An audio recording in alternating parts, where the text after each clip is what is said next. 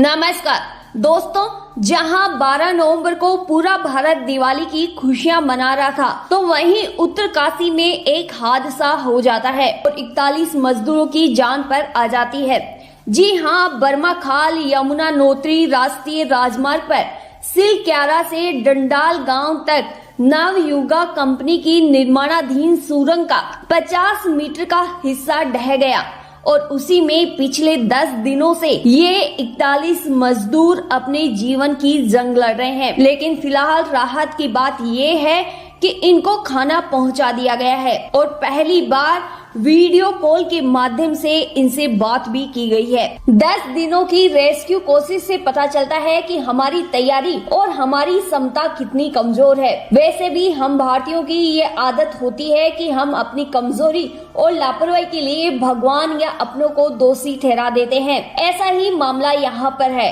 कहा जा रहा है कि ये देवताओं का प्रकोप है, इसलिए सुरंग के मुहाने पर मंदिर बनाया जा रहा है। खबरों की माने तो ये हादसा मंदिर तोड़ने की वजह से हुआ है। अब ये भगवान का प्रकोप है या फिर निर्माणाधीन कंपनी की लापरवाही, ये आप बेहतर जानते हैं। बिहार, झारखंड, यूपी, पश्चिमी बंगाल, ओडिशा, हिमाचल प्रदेश और उत्तराखंड के मजदूर यहाँ पर फंसे हुए हैं। कई बार रेस्क्यू के काम को बीच में रोका भी गया और फिर से शुरू भी किया गया। हादसे के 10 दिन बाद मजदूरों को 4 इंच की पाइपलाइन के जरिए खाना और दवाइयाँ पहुँचाई गयी।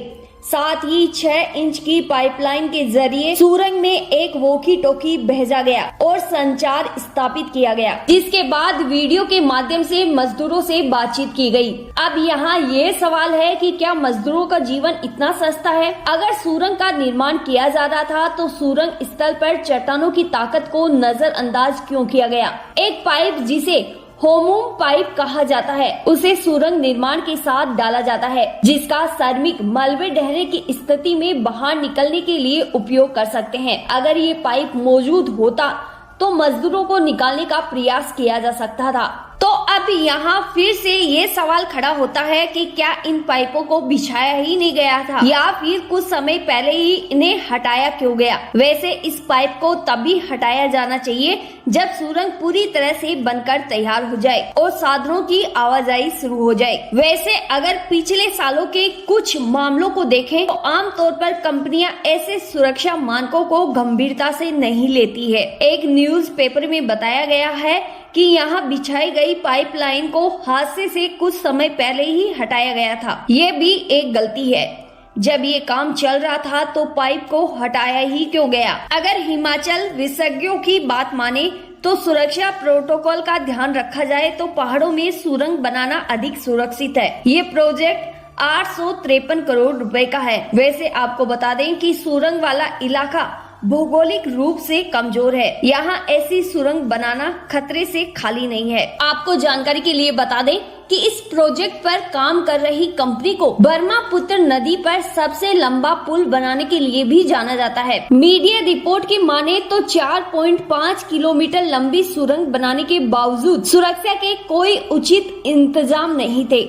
नियमों के मुताबिक हर 10 मीटर पर मिट्टी और चट्टानों की मजबूती की जांच की जाती है। तो क्या निर्माण कंपनी को कोई भी संकेत नहीं मिला कि आगे खतरा हो सकता है या फिर इसकी जांच ही नहीं की गई और ऐसे ही मजदूरों को सुरंग में काम करने के लिए भेज दिया गया? रिपोर्ट में आगे ये भी कहा गया है कि कहीं भी कोई भी सुरक्षा पॉइंट मौजूद नहीं था। अगर होता तो मजदूरों को आसानी के साथ निकाला जा सकता था। कई बार कंपनियां अपनी जरूरत के हिसाब से प्रोजेक्ट रिपोर्ट लिखती है, जिसका जमीनी हकीकत से कोई लेना देना नहीं होता है। वहीं स्थानीय पत्रकार की बात करें तो प्रोजेक्ट रिपोर्ट में जो लिखा है और जमीन पर जो दिख रहा है उसमें बहुत बड़ा अंतर है। इस क्षेत्र का भूविज्ञान प्रारंभ से ही एक चुनौतीपूर्ण रहा है। उत्तराखंड के सीएम ने कहा है कि राज्य में चल रही परियोजनाओं में सुरक्षा जांच की जाएगी, लेकिन ये नियमित प्रक्रियाओं का हिस्सा होना चाहिए। उनके बिना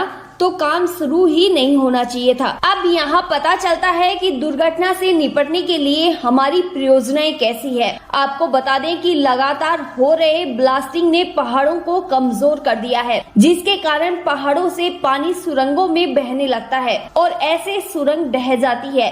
अगर पहाड़ कमजोर होंगे तो सुरंग भी कमजोर और खतरनाक हो सकती है। ऐसे में क्षेत्रीय विशेषज्ञों का कहना है कि ये कच्चे पहाड़ है, कठोर पत्थरों की संख्या कम होती है। कई भूवैज्ञानिकों ने तो चेतावनी भी दी है कि 4 धाम परियोजना में विस्फोटकों के अंधाधुंध इस्तेमाल के कारण हिमालय पर्वत कमजोर हो रहे हैं।